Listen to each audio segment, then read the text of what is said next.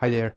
I'm continuing with the sponsored display because there are additional few options that I would like to cover. So you have sponsored display fully covered so you can go ahead and do some campaigns. So we're going to start as usual with the campaign name and budgets and portfolios if you like that. Then, select the type of the ad format that you're going to use. Is it going to be image or video? And then you can drive traffic to the product listing or stores. Select your products to advertise. And by the way, Amazon is recommending for sponsored display specifically to add as many products as possible. That doesn't mean that you should go ahead and add your whole catalog with mixed products like, combined garlic presses and, I don't know, iPhone cases and something else.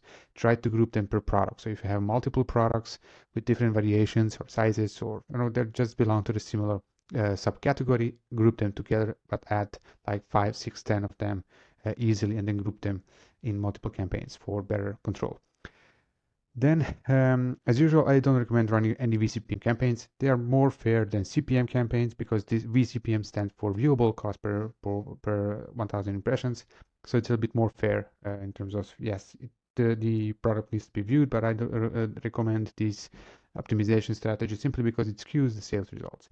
Then I covered in my previous video how to use page visits, and I want to now focus on conversions only. When you select optimization strategy for conversions, Amazon is giving you cost control to set by cost per order. To remind you, when you select page visits, you have cost per click, which you need to, or you can opt out not to use it. But for conversions, I want to tell you that sometimes it's useful to set this up simply because it may align with how your business is operating. If your cost per sale is very important metric and you guide your advertising decisions off of that, you may test this cost control for sponsored display. Uh, Amazon recommends that once you set up this kind of campaign with the cost control setup, you need to wait at least 72 hours for the real data to come in. And they optimize on the 7-day rolling average. Far from perfect, but still it can help you keep that cost uh, low. I mean, in some boundaries where you want to have it, but still have some kind of a display campaign. As I've shown you, having a sponsored display campaign together with sponsored brands and sponsored products really increases your purchase rate significantly. And I'm talking 5x, 10x easily. So you need to have sponsored display as well. So set some cost per order here. Typically, Amazon recommends that your budget is 3 to 5 times higher than your cost per order that you set. So your daily budget in this case would have to be at least $50, but you should set it at, I would say, $100 per day if your cost per order is at 10. And this is now very interesting when you select cost per order and conversions as your bidding strategy, optimization strategy, you have this predefined setting like optimized targeting, where Amazon is kind of doing their black box thing. You just select that you enable to reach audiences likely to be interested in your ad. Now that's very, very kind of Amazon, but what I don't like about it is that you will not be able to see what are the audiences that they used in order to provide some of the results that they provided or not.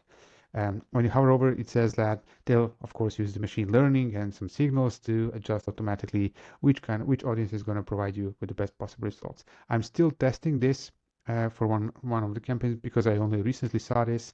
It's new for me at least, so I'm gonna record another video once I have some meaningful data. If you deselect that, then of course, you have an option to create usual manual targeting like contextual, in-market interest, and of course, custom audiences, which I really recommend to create custom audiences in Amazon Marketing Cloud and have additional bid adjustment for them as well.